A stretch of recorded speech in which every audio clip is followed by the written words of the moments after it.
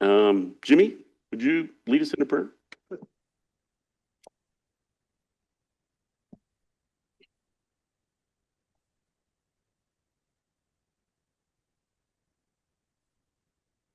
My mom's grandfather, today we call on you to join us to be with us today as we work for our people and do things we have to do to keep our people fed and keep them warm, keep them what they need to be in these weather conditions, and we ask you to help us do that.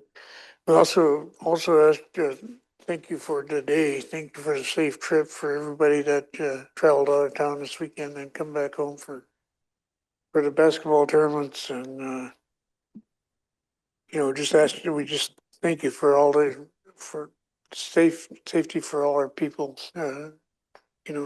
It's great to have you with us and guide us. This is in your name. Amen.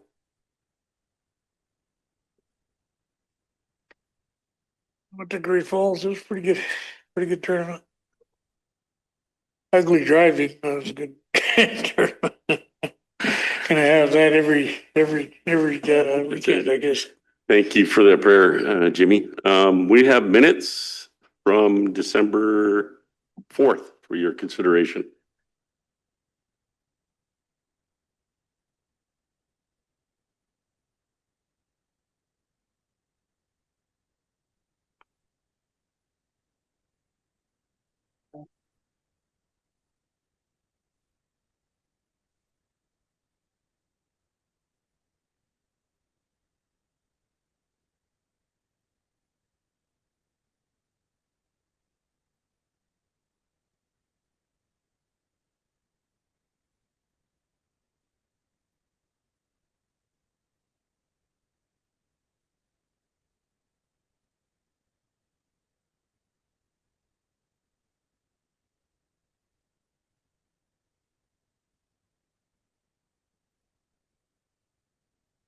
Greg was coming down too, though, to give an explanation on what he found out. Did you want executive? Motion to approve the minute. Motion by Martin to approve the December 4th minutes with corrections. Second by Bing. Any further discussion? Seeing none, all's in favor? I think we're at seat mics. I'm good. Okay, we're unanimous. We have today's agenda. Is there any additions or modifications? We have one walk-in. Any other items? Glenn has one item in executive or open? Executive. Okay. Two walk-ins. Two walk-ins, one open with Rob McDonald for the first open.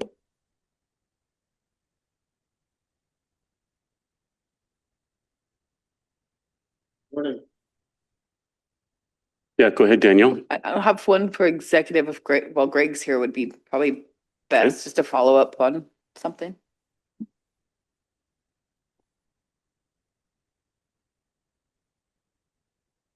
Any other changes or additions to the agenda? Carol, you have one?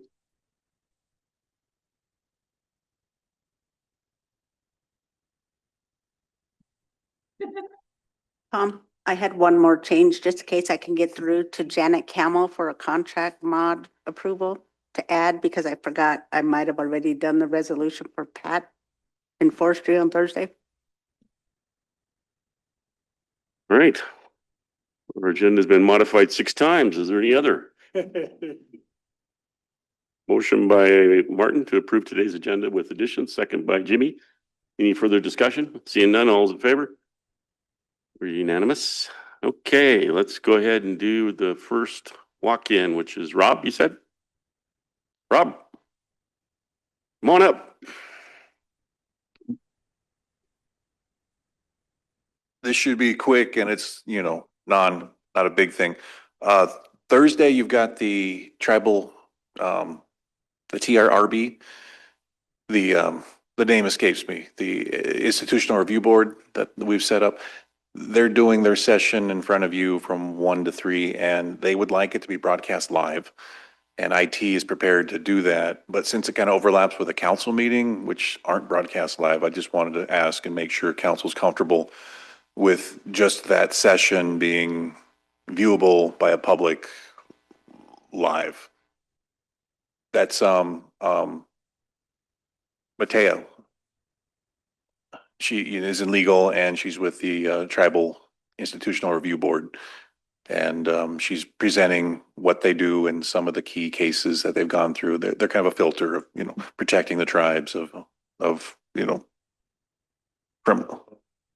She's presenting to council this Thursday from 1 to 3, and there's like 5 specific, for lack of a better word, cases or situations that she's spelling out. And she's, I learned this when I did the walks with CSKT, and she'd very much like to bring attention to the existence of the TRRB and what they do, and thought it would be a good service to have that out there so that people have a chance to learn more, that she exists, their role, and then it alerts more researchers that they need to go through her when they attempt to do research within the tribal community.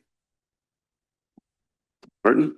Why live stream? Why not just do what we do and package it as its individual session and put it out afterwards? I believe she identified it as an effective tool that would get even more attention, and wanted to pursue that and approached me, and I was going to bring it up in the chair meeting, but I thought I should make it clear. And if it's not comfortable, we can not do it, obviously. But she put the request in. Would we allow staff to view and live stream? Is that the kind of the idea? Or is it the public outside? Because that was the issue with live streaming during the workday, was that the production dropped in some departments where they were watching it instead of doing their normal duties. And so I believe that's why we stopped, part of the reason we stopped live streaming our council meeting. I could see a 8-hour broadcast twice a week did have identifiable impact on the tribal employee, but this is a one-time rare thing. Will it become a regular occurrence? Go ahead, Mike, I see your hand up. Yeah, Rob, are these issues that you already heard from her during your walk? And is your walk already broadcast? The walk's already broadcast, yeah. And no, we didn't go into depth on these specific things. We covered more just the basics of who she is, what's the institution, what's its role, and what they set out to achieve. That's about all you can accomplish in 3 minutes. Yeah, go ahead, Jen. So, part of these went through her, you guys approved in council, and then it was like the follow-up that went back to her after the fact, but it had to get approved by her before I could even schedule it. So some of the things that you guys have approved, once she got a hold of me, she said, can I get the Zoom link now so I can put it on our poster to go out to everybody? So it's open. I said, I can't do that because we'll get bumped off and all that stuff. Then she got a hold of IT, but she understood that it could be just recorded and people could watch it on YouTube after the fact, or the people that really want to come in could come in and watch it. Thank you. Go ahead, Carol. Yeah, I think we don't ask them to go over there and record their meetings, and I don't think they should come over here and ask us to do the same, because we don't know what's going to be discussed.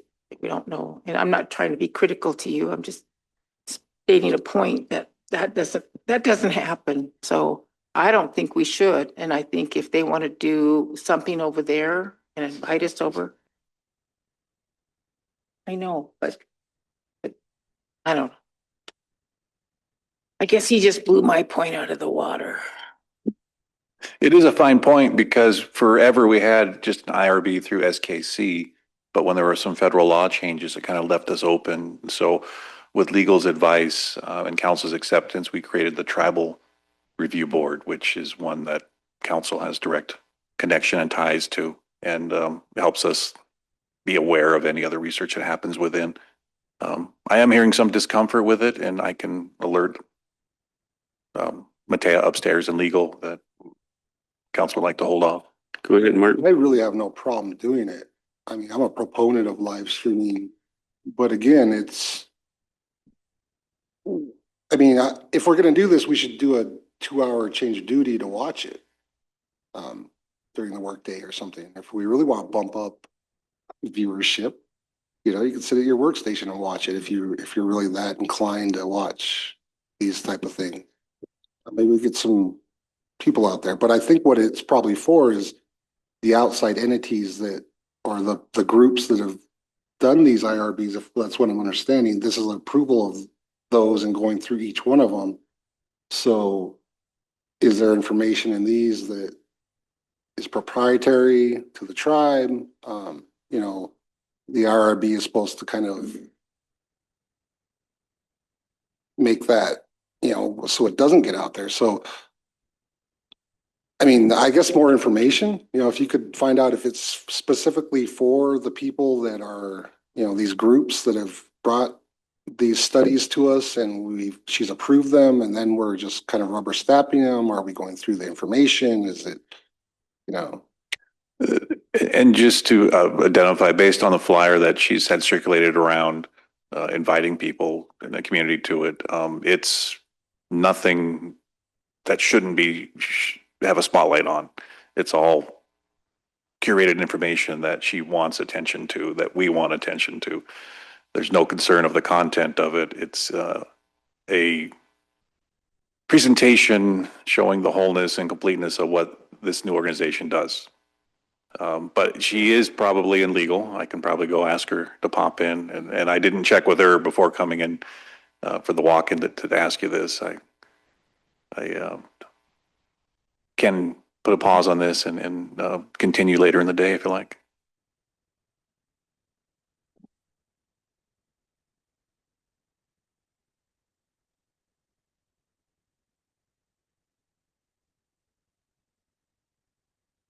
That was my initial concern. It's an overlap.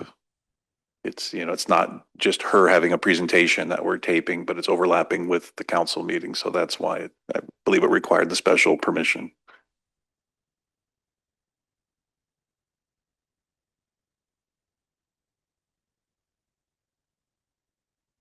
The way it's set up now, it's part of the council meeting. So it could be anything you like, but we're already at the 11th hour.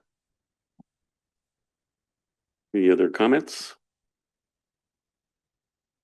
Jen? I would say it's not totally an agenda yet. That was just draft agendas that I sent to you guys and the draft agenda that I sent out on Thursday. When I send out Thursdays later today, that'll be your final. We could just adjourn at lunchtime and turn that into a council meeting like you guys do with the shareholders at Quatucktuck. It's kind of a sharing type of meeting after the fact if you guys want to adjourn before then. My only question is, I can understand wanting to do public relations, get more information out there about our newer institutional review board, because the college does their own thing, and that's part of it. And then we have departments that do their own thing too. But are there items that need council action that she's presenting? I don't believe there's anything she's seeking council action on. Okay. So it's just purely informational? Yes, Yes. after the projects were over, they're coming in to show, like, give after you guys approved it all, and they're just doing like a summary or update regarding that, but there's no motion items after the fact. And said another way, these are examples of how the system worked and completed, and all things council had a part in.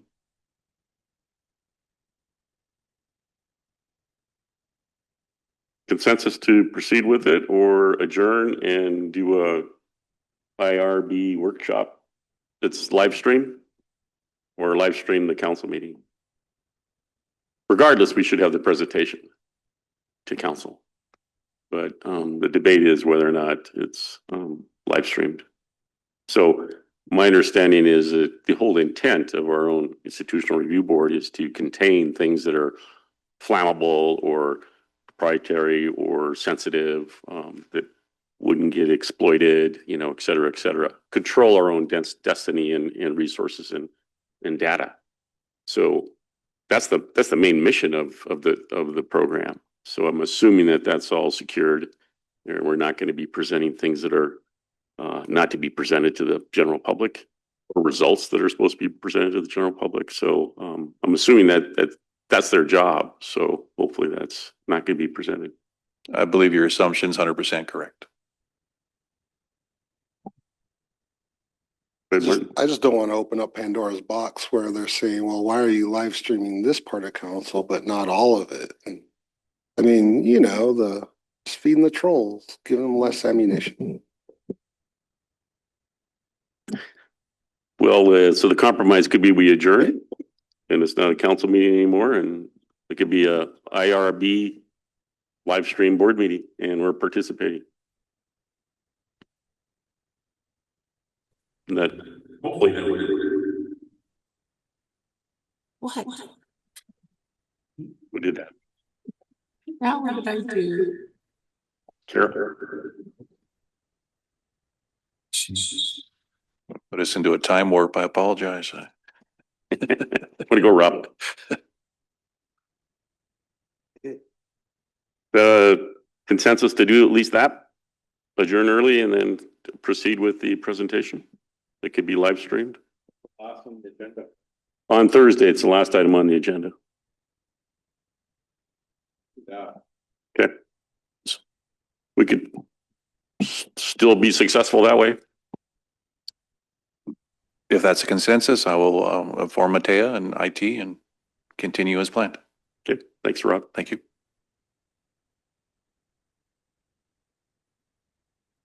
Okay, Jen, Can we go into executive for the next walk-in? we will. We'll move into executive.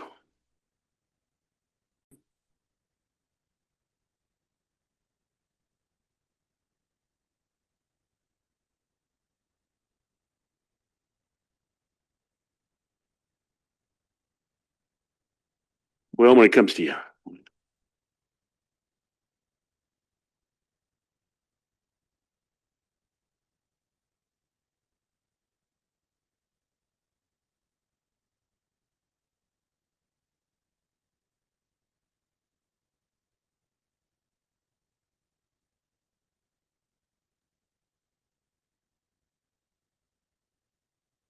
Get the $600. She is in Seattle, so they were gonna send it over there to a funeral home. And then Binko Benick, Patty Bundy. I think I got all the rest of these Vitrian.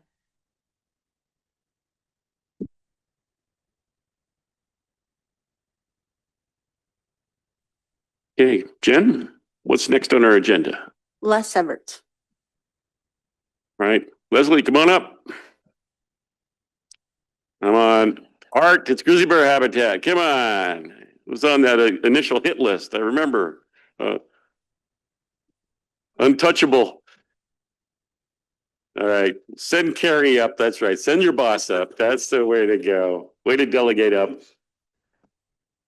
Well, good morning, Tribal Council, and I'm here to discuss something I've actually discussed many times in the past, but it's on page 27 of your packet, I guess.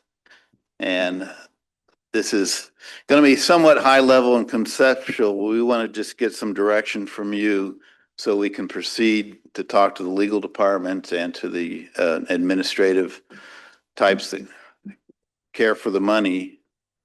As you know, recently you closed on the Seago property, and that had some very diverse property. Some of it's in Moise and some of it's up on the Mission Front.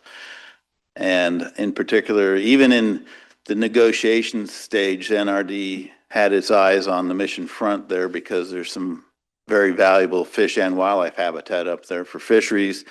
Ashley Creek is a pure strain West Oak cutthroat stream, mostly it's all in the buffer zone and been fairly well protected.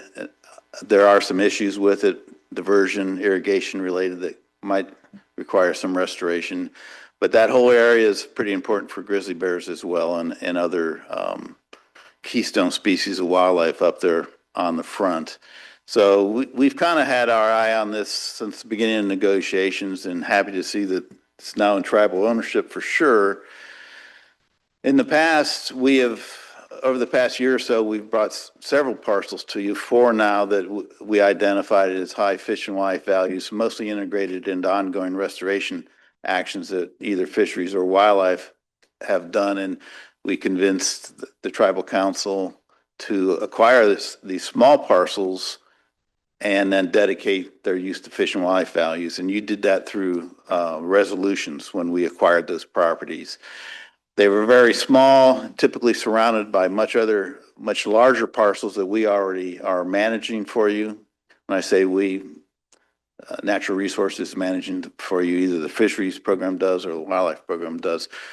So that's worked fairly well for us. And every time, at least when I've been in the room, I've mentioned the issue that if on down the road, some of these parcels are larger or in particular kind of standing alone, we would probably have to talk about, besides the acquisition price, we'd need money for O&M on these parcels.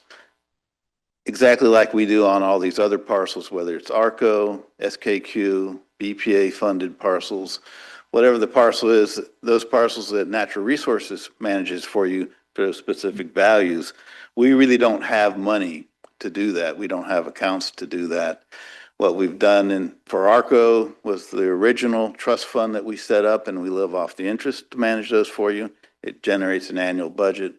We just recently did that with all of our BPA properties because that had gotten very large, and we'd been funding the O&M for those properties out of our ongoing BPA funding, which was taking more and more of that. So we'd negotiate with the BPA to set up a trust fund, and that's in place now, and we are living off the interest from that trust fund to actually manage those parcels. So we're a little unlike tribal lands, who at some level manage a lot of land for you, or even forestry. They create receipts off of the land to do some of the management activities that they have to do. NRD doesn't have that luxury. So what we're here to do today, and I think Mark sent a good map, or you have this map in front of you that I sent. We're looking at, we're going to recommend, there's Mark's map. He did a little more work on this and reflects some real boundaries that are already fenced, as I understand it. We're looking at that hillside, if you will, in Ashley Creek, and recommending to the council that that ought to be turned over like these other water compact funded parcels, and managed similar to how we do the BPA stuff for you in ARCO. Either fish or wildlife would manage this, and it'd be primarily for grizzly bears and wildlife species, as well as protect that Ashley Creek for fisheries purposes. So with that long introduction, we want to recommend to you that if you're interested in doing this and actually dedicating this to fish and wildlife values, not a lot of agricultural use up here anyway, but it is going to take some management. It's been logged. The photograph that you have seen, I think some of you probably have seen better photographs, but if you look at it on Google Earth right now, you'll see the logging activity.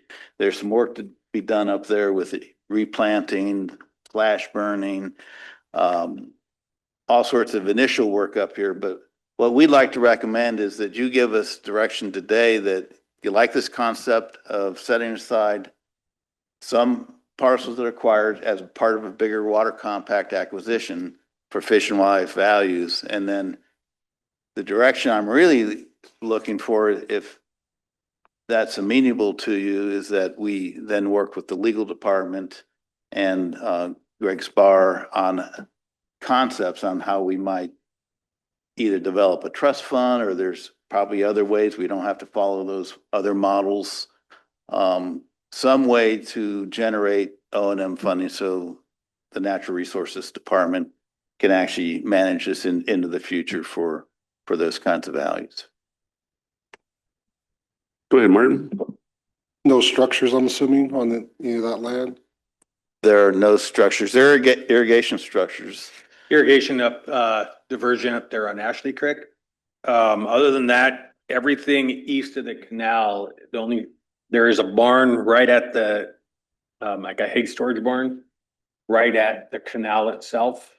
In the corner of their little finger of that red then the rest of it is just fencing.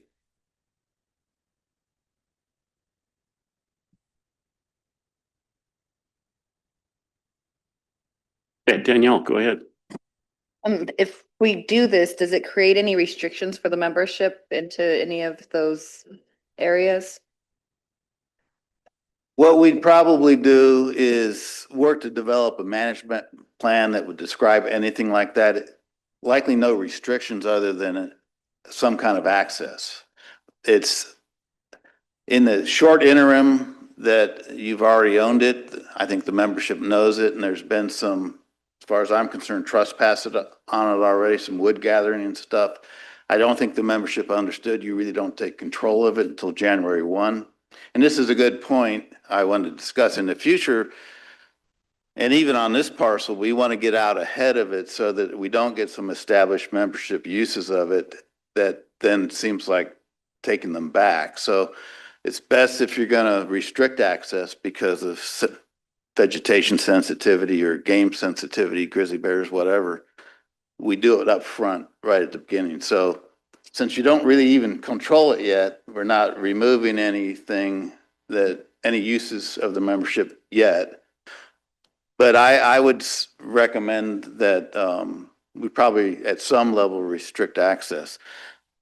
In part, as I understand in this parcel, I think what would pretty quickly immediately happen here is some off-road use. In fact, pioneering of new roads into Ashley Lakes might happen.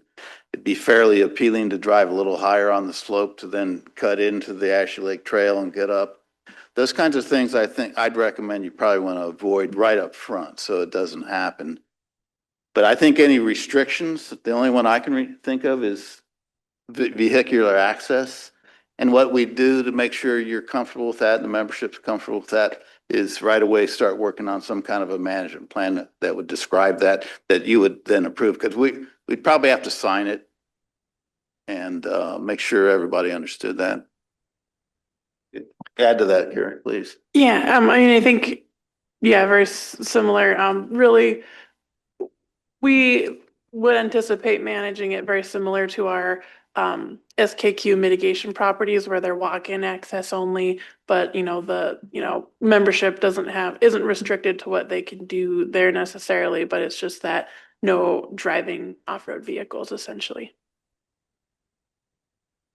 Yeah, with the red area that is highlighted out here, when Sego logged this, he actually built roads all the way up to the boundary line of the property.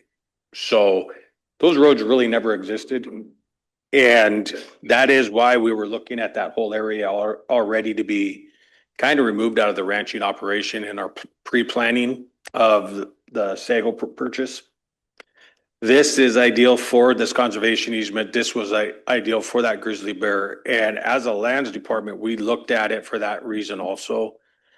There is going to be some rehab due to the logging that has to be done up there.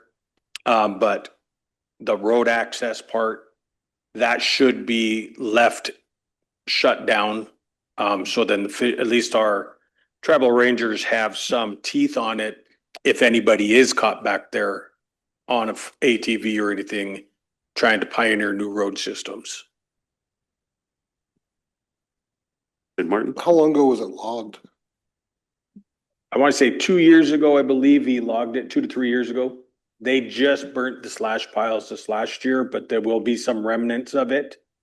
But tree planting is probably one thing that we want to work with USDA and RCS from the land's perspective on it and get some of that going. But we also want to work with them on, in this conservation area, is tree planting, some grass and forage stuff, pollinator species, but also look at Ashley Creek itself and work with fisheries program on streamside restoration. So we can be getting some of that funding regenerated right back to us for the works we're doing to put back into that property. Go ahead, Len. Mark, the parcel adjacent to parcel 7, just north of parcel 7, is that tribal? No, that little box in the middle there, above parcel 7 up through parcel 4, there are 4 different fee landowners in there.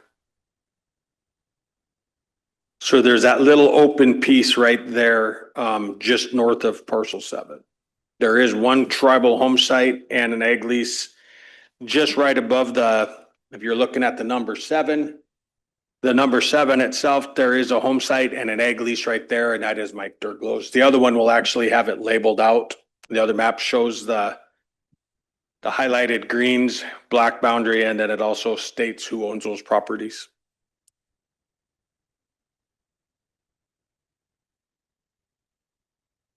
Any other questions from council? Once officially the parcel becomes tribally owned, it falls under the authority of the buffer zone management plan and the prescriptions therein, which would require no new roads. You also could look at the land as restorative to add to the wilderness if you want to. This parcel, when we first started doing the dam mitigation for our dam, I know this land was on the hit list for us to try to acquire. A lot of the post-creek drainage was, and this one in particular, due to the grizzly bear concentrations. We have special grizzly bear considerations above this. We have the McDonald Peak closure to protect the grizzly bears. Up Ashley Creek, up Ashley Lakes, we have restrictions for camping right on the waterfront because you'll be camping with grizzly bears. So this is where their bears are really smart here. There are a couple of jokes I have about it, but I'll spare you those jokes. But this it has everything you can think of as far as critical habitat. Les talked about it. It's got our native West Slope cutthroat trout. Unfortunately, the stream has been impacted by the Pablo Feeder Canal or the A Canal, but it's really valuable resource.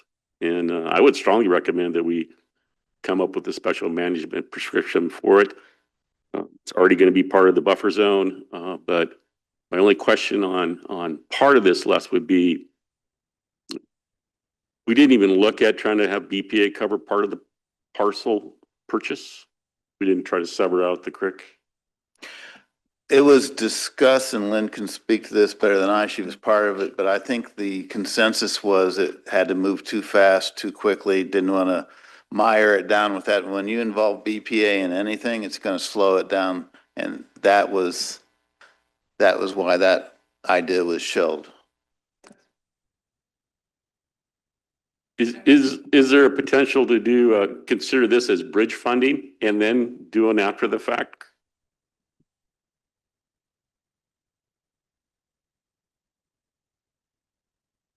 So you can't buy tribal land from the tribes once we have it.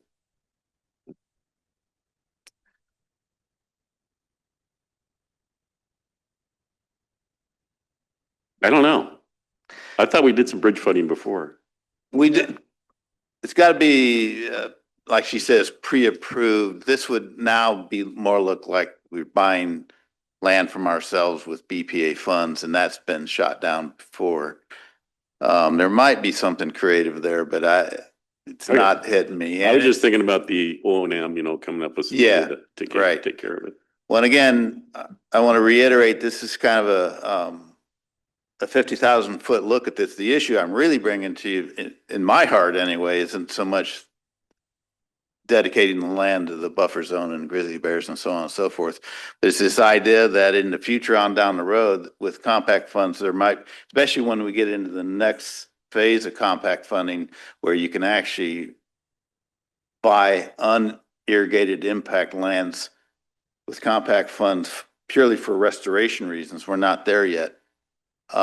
This idea of having NRD manage it, but we've got to come up with some mechanism for the O&M funding because we just don't have that. So this is the beginning of when, if you give us direction today to pursue this, it's going to be sitting down with legal to make sure however those funds are generated, it's legally copacetic given the current phase you are in the compact funding, as well as coming up with that actual funding mechanism. And that's really what we want. First of all, you can say, yeah, we want to do this, and then we can go ahead and kind of manage forward into the future that we need to restrict access as soon as we get control on it so we don't get established uses and stuff like that. But the real thing here that I'm asking for is, can we work with the financial folks in the legal department to set up a funding mechanism? So when these opportunities come up in the future, we're not stumbling over ourselves. And in fact, in the future,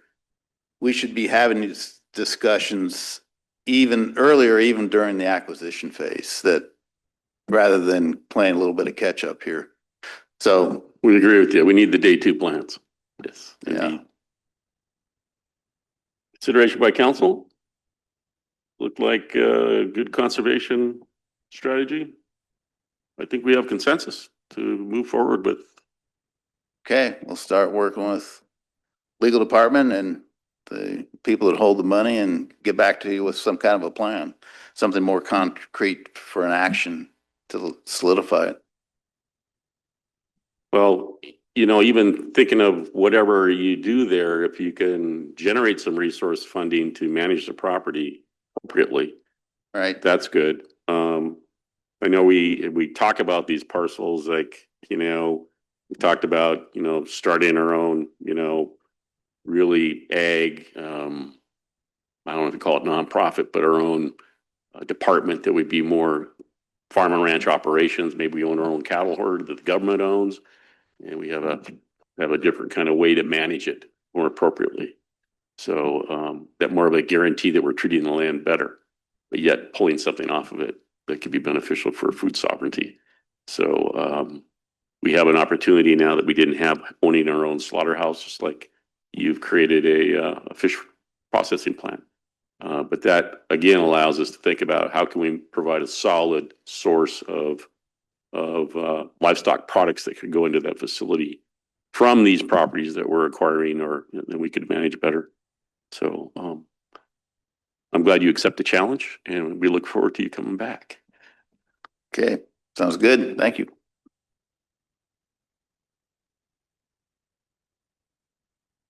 Frank.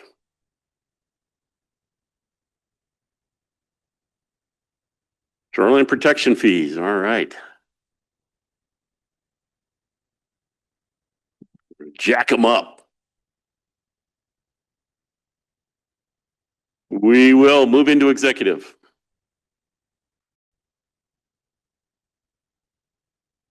Good afternoon, Carrie. Good afternoon, council members.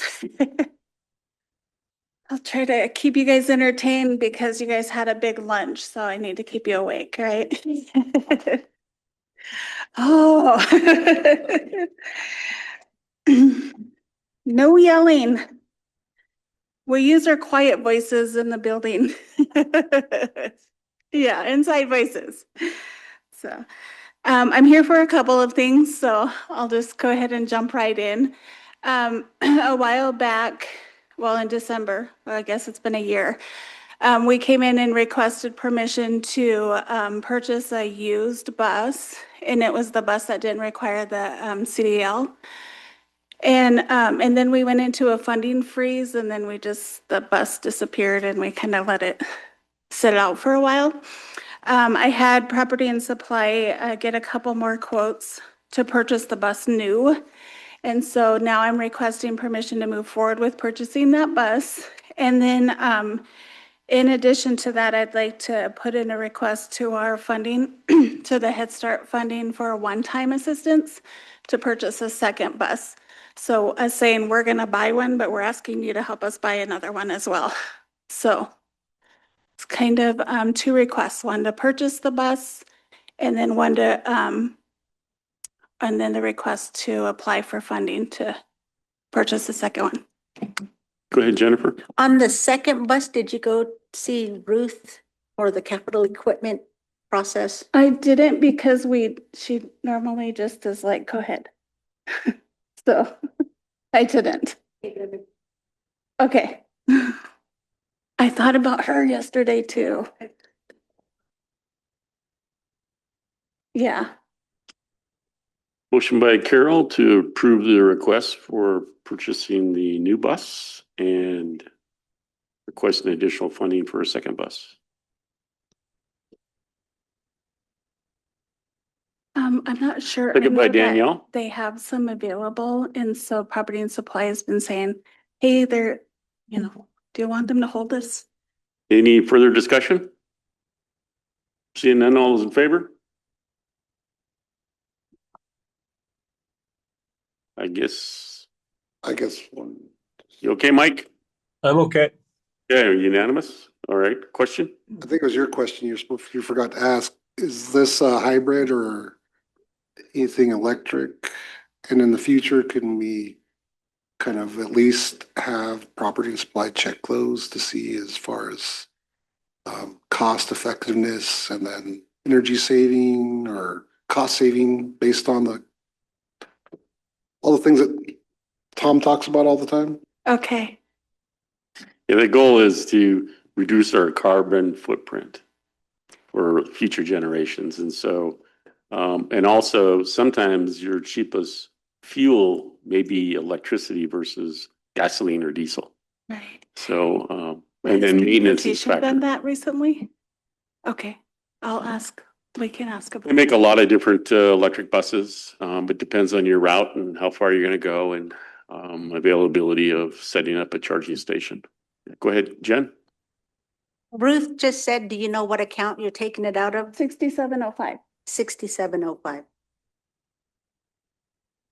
She said yes. She said yes, she has funding in there. Okay, thank you. Cool.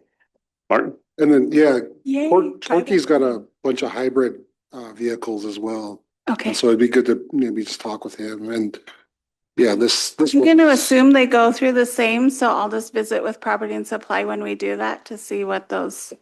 No, Property and Supply they don't seem to look. We okay, just had one last week, or I think it was last week. It's kind of a similar situation and they hadn't even, that wasn't even on their 3 bids. And I understand they're more expensive, but if you request them to at least put it on there, okay, we'll get a good idea. I will do that. Thank you, Martin. Yeah, a lot of times the department needs to kind of own it for that initiative for the climate change. So, Okay. Noted. I sure enjoy it when I don't change the oil in my electric car. You know, it's like it's maintenance free. Sometimes I pull into town pump just because I want to go to town pump. Okay. Just miss it. Oh, it's those ones that have casinos in them that are a problem. They do. They do.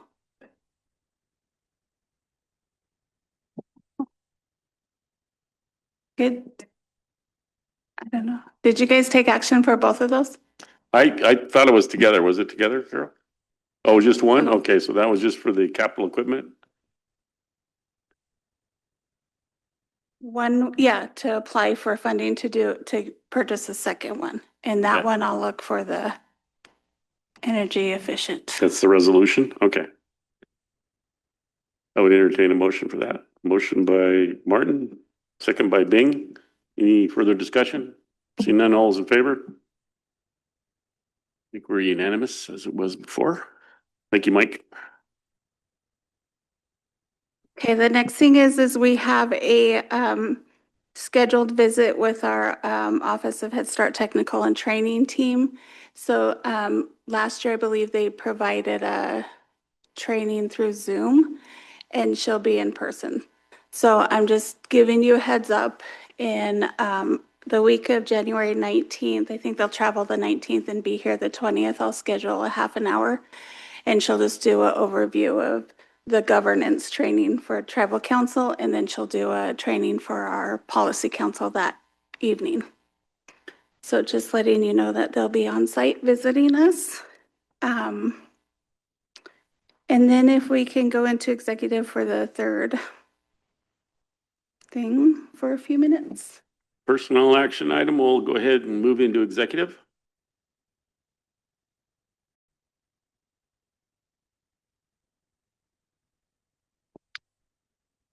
Gary's position at Early Childhood Services, her acting department head is up for a 1-year term, and we need to take action to officially move her into the position. I would entertain a motion to make Carrie a permanent department head for early childhood services.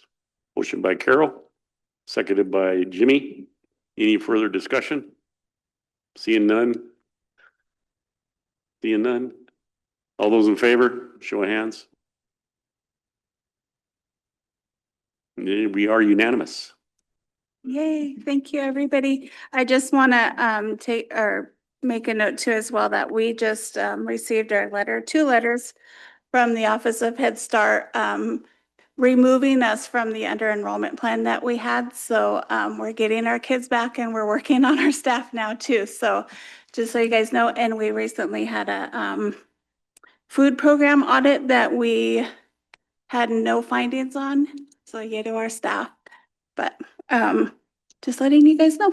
Thank you so much. Thanks, Carrie.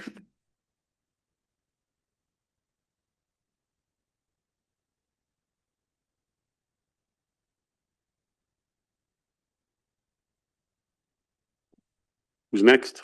Oh, IT. You guys are up? Oh, yeah. Well, I gotta tell you, Renee, you've gotten really hairy. What's going on here? Been a rough 2025. Yeah. No, Renee, her grandson was sick, and out of abundance of caution, she don't want me taking any germs home to my wife as she's dealing with medical stuff. So she said, run with it and call if I need help.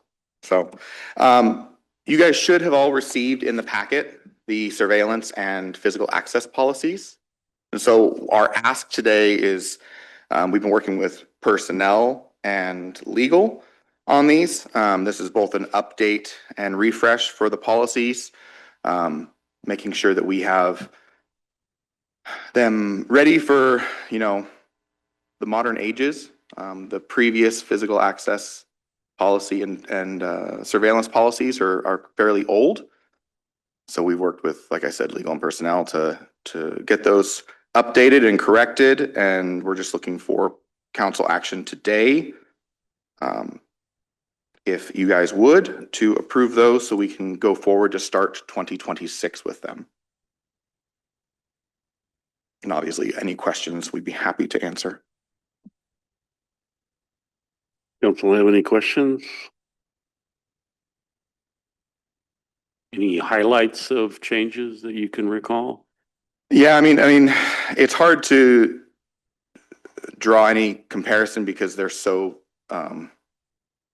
these are actual true policies. The old ones were a little flimsy when it comes to doing anything. The main thing we focused on was adjusting the language to be representative of technology that we're using and kind of not trying to future proof it, but at the same time allow for some flexibility there.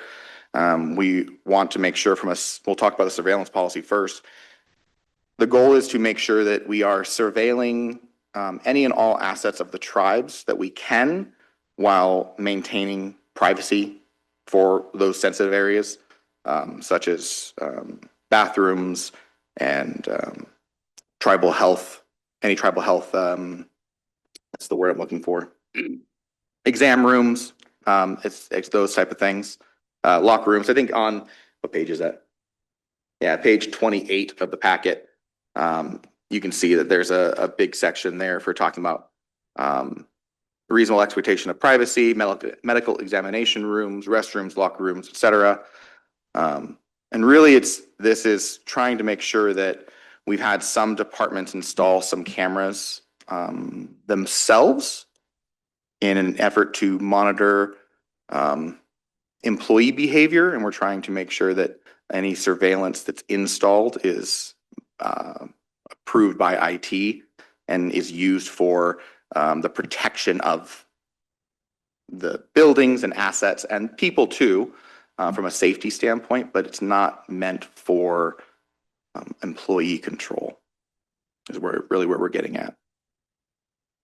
So I would add from my perspective in the review and edits that I've done on the policy, we were hearing of some instances of access, people lending their credentials. So people that didn't have credentials to get into locked doors were getting access in that way. Also, we were getting requests for people dealing with like criminal issues or personnel type issues saying, save that video. And we didn't have a policy or means for dealing with that. Tribal police were getting requests. And, you know, there's a process for how that should go. And those were things that I felt were pretty important to these policies, to nail those things down and have a consistent approach to dealing with those requests and access to the buildings. Go ahead, Martin. How much, you store this for 30 days? Like, how much capacity does that take? And then are they all on our servers, or do we have any cloud services going on? We don't currently store any of our surveillance footage in the cloud. It's all internal storage throughout tribal properties, not necessarily in one location. Total,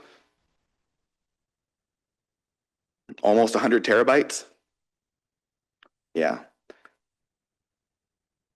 And that varies, you know, we have some that record more frequently than others, right? So Quicksilver is a perfect example. It's a busy place. There's a lot of high traffic. So that's going to record a lot. AIS picks up a lot of highway traffic. So that records a lot. Head Starts in the summer, there's nobody there, so they don't record a lot. So that can vary, you know, during the school year, it records a lot, and then it tapers off in the summer. And so there's a little bit of balance there. And we do regularly monitor to make sure that we are maintaining that 30-day storage. So if we're looking, oh, hey, we're short on storage space, all right, then we bump up our storage. As we add more cameras, our storage needs increase. It's just the way it is, and the nature of the game. And that is with not doing 24/7 recording. So currently what our standard is video is set to record on motion. So if there's nothing happening, it's not recording. That way you're not just wasting storage space. It also saves time when you're going back to review an incident. If you're trying to locate something that happened, instead of going, okay, it happened between 12 o'clock and 3 o'clock, and you're just going through wasted space. What the motion recording allows you to do when that playback is go back and go, okay, nothing happened here. We don't need to look at that. And so you can sometimes skip an hour and a half of dead space, and it helps with that investigation type stuff, maintaining that quickly. So I guess it varies on the storage is the best answer I can give you. And just for council knowledge, we are approaching 800 cameras, or right around 800 cameras deployed right now. You don't do anything with gaming, right? This is all just No, that's all non-gaming. And can I just, all the cameras those are all cameras at the boat check station facing each direction? So I don't know about the ones on the highway. There's that light pole and it's got some cameras. Those aren't ours. We do have some on the AIS station. We have one that zoomed in for license plates. So that way if somebody does burn the boat check station, it's designed for LPR, license plate recognition. We don't have it tied into a system currently to where hey, we detected this plate. So it sends a flag. It's just so that we can clearly see, hey, this vehicle blew through the station. We can get that plate, we can get the vehicle description, and we can make contact with that person. Or not we, obviously, but Fish and Game or law enforcement can make contact with that. So we do have cameras there, but the ones on the highway are not ours. Waiting for the big brother question from someone about those cameras there, like.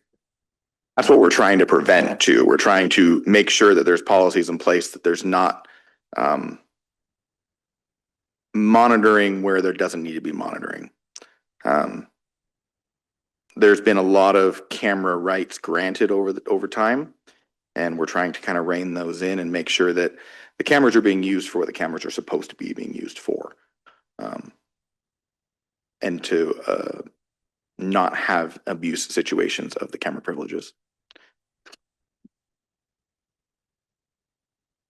And then obviously when it comes to, that's the surveillance side, the electronic physical access, we're talking like the door access. So the badges, fobs and things like that.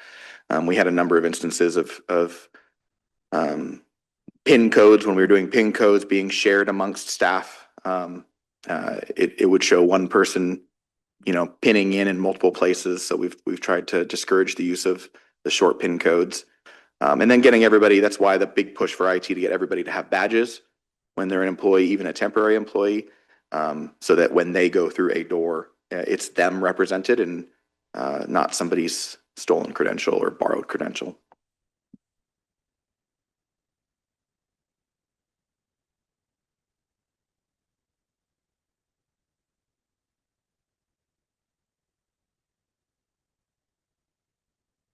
Looked official.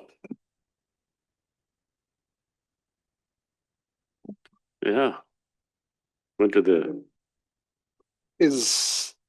And I mean, I'm pretty ignorant to the law of, like, do we have to post signs that we're recording everywhere as well? And are those gonna pop up? And so we do cover that in here. We worked with legal on this. We do not need to, if we are recording, because Montana is a two-party consent state, if we're recording in public areas, there are instances where we may have to post signs, but as a general rule, we do not need to post signs.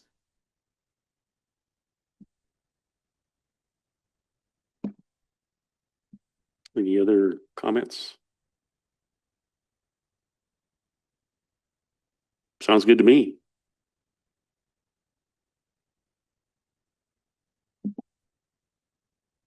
Yep. Yeah, Yeah. because they're affecting all staff, they need council action. The cameras at the Vice Range aren't on your system or the? They are. They are? They are now? Yeah, we've added some, we're adding more. Yeah, so when they first moved into there and we retained that from the feds, there was some cameras that were installed with blessing that aren't necessarily on our system yet, but we are working on getting the ones inside of the gift shop on our system. But we do have some on the kiosk as you come in and stuff like that. So. All right. Motion by Martin to approve the Trevor's spy cap policy. I don't know. What's it called? We've got electronic physical access policy and surveillance equipment policy. There it is. Motion by Martin to approve.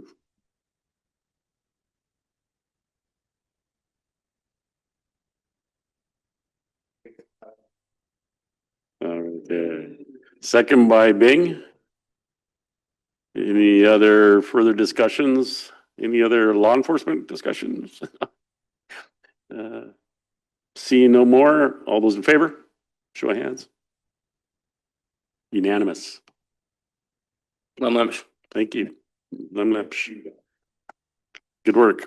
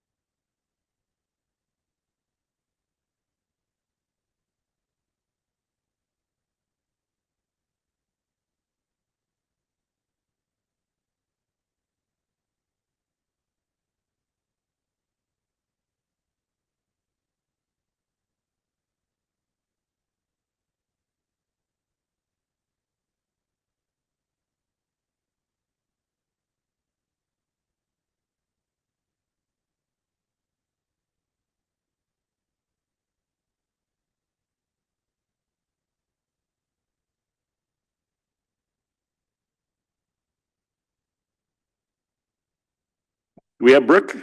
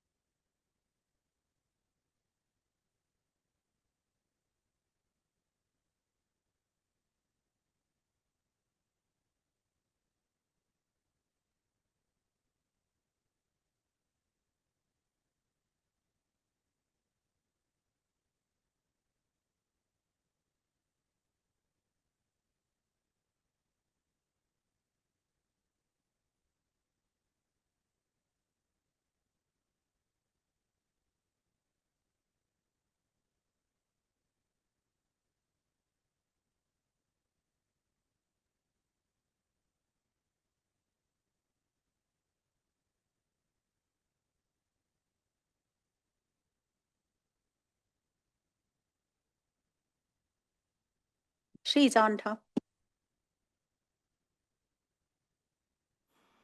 Good afternoon, Brooke. How you doing?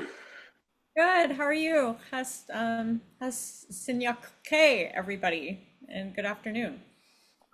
All right, we got you live, so go ahead and present your topic.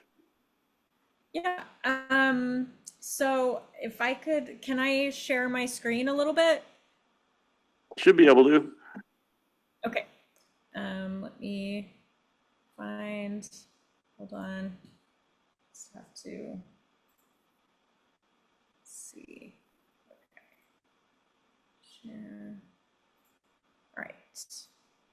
Here we go.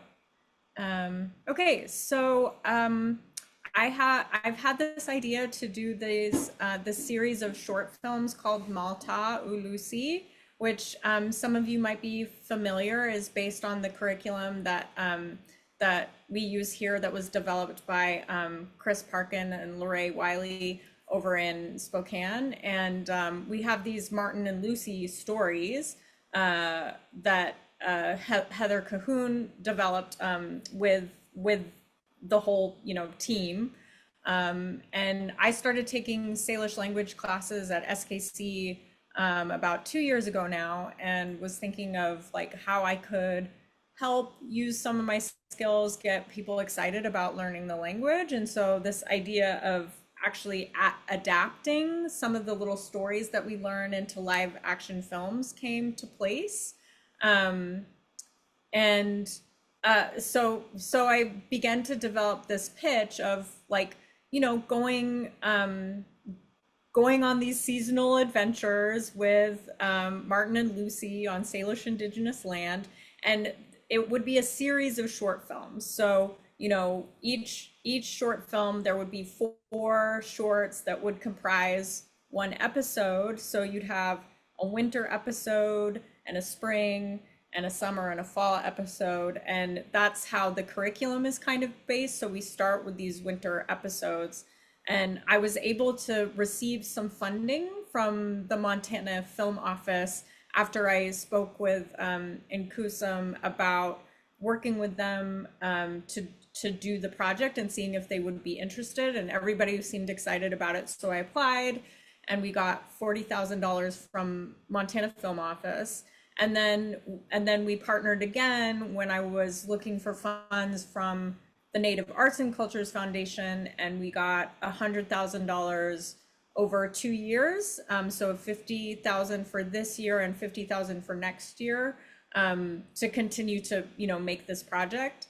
And, the tone of the series is really, like as much as possible, filming with the kids here, filming on our lands here.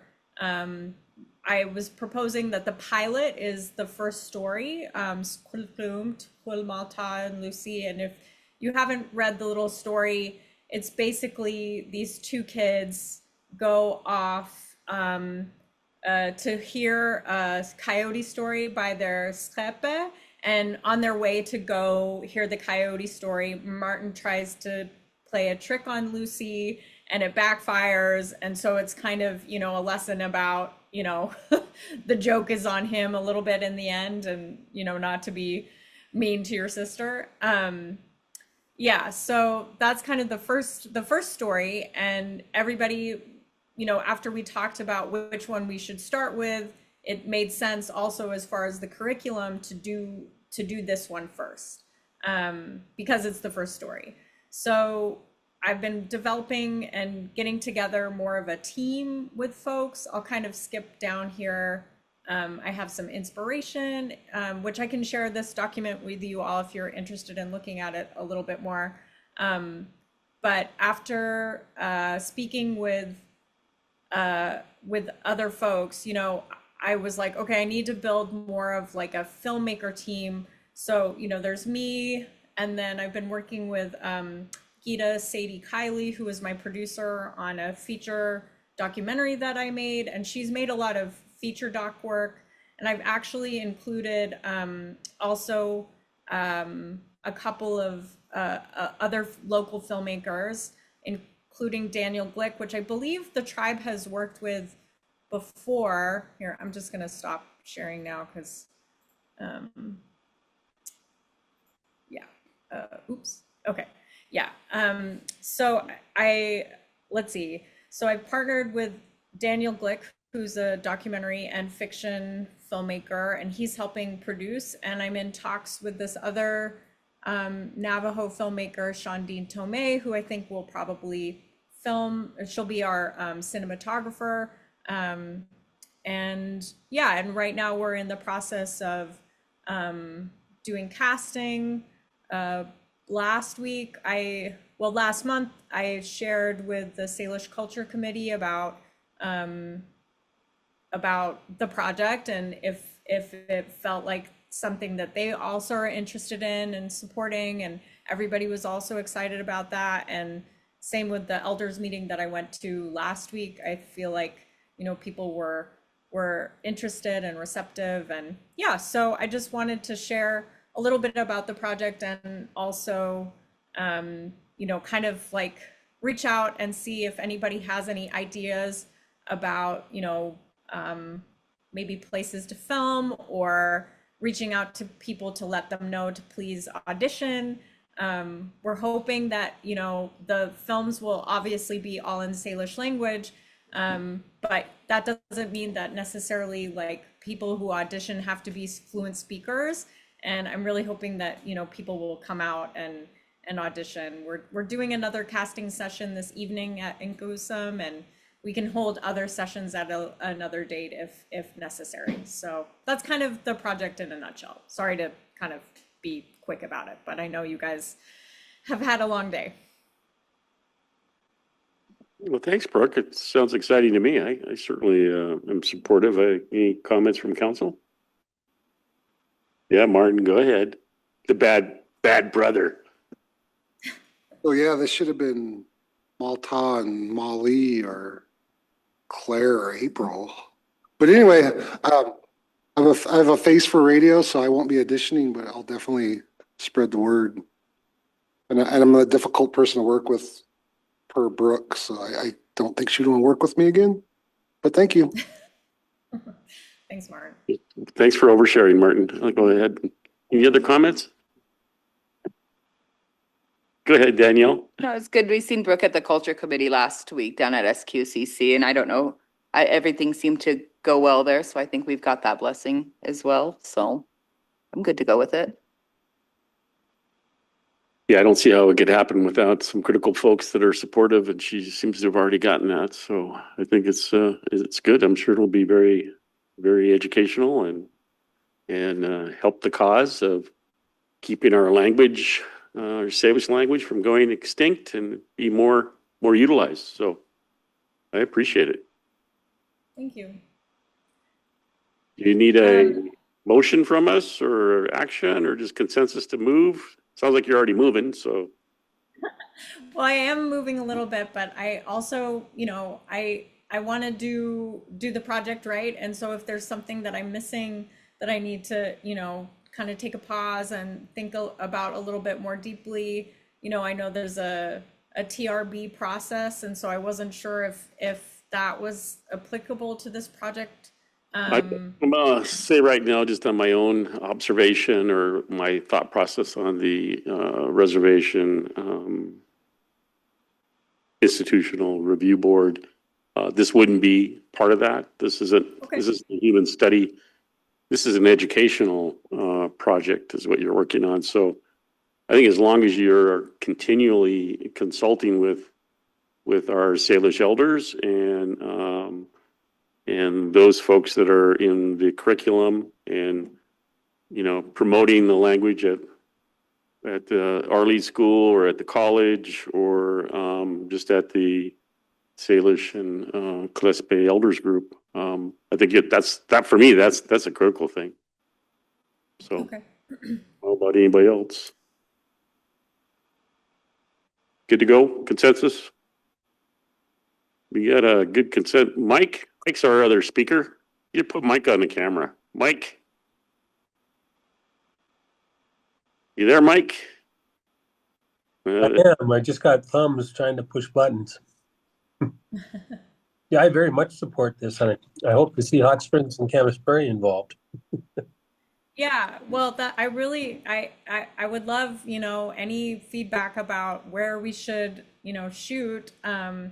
Especially because like the first story is set in Camas Prairie, and if anybody has any contacts with some folks that I can reach out to, about, maybe filming on their land or, filming the exterior of their house, that would be a huge help for us. Well, I'm sure we can figure that out. Okay. And Okay. and we haven't figured out like exactly like specific, pieces of land where to bring our crew and film, but I definitely want to keep, council informed, and if there's any specific asks, I should talk to Tribal Lands. Is that correct? That would be correct if you want to do it on the tribally owned property. That'd be correct. That'd be good to go through them. Okay. Tara Irvine, Alrighty. she's the one. Okay. Excellent. Sheila Johnson Matt lives down on the prairie on the south end. Hunters, Stanislaus, I don't know. Well, Catch Sheila up at Quatucknuck. She's with S&K Gaming. Okay.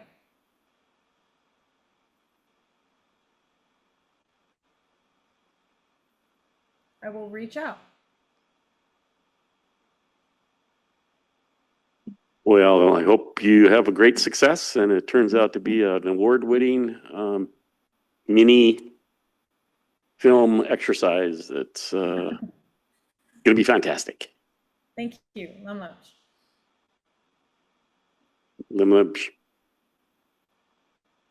Anything else? Nope, that's it. Thanks, Brooke. Great. Have a good day. You Thanks, too. everybody. Bye. Bye. Chahoy. We'll see some of you this evening.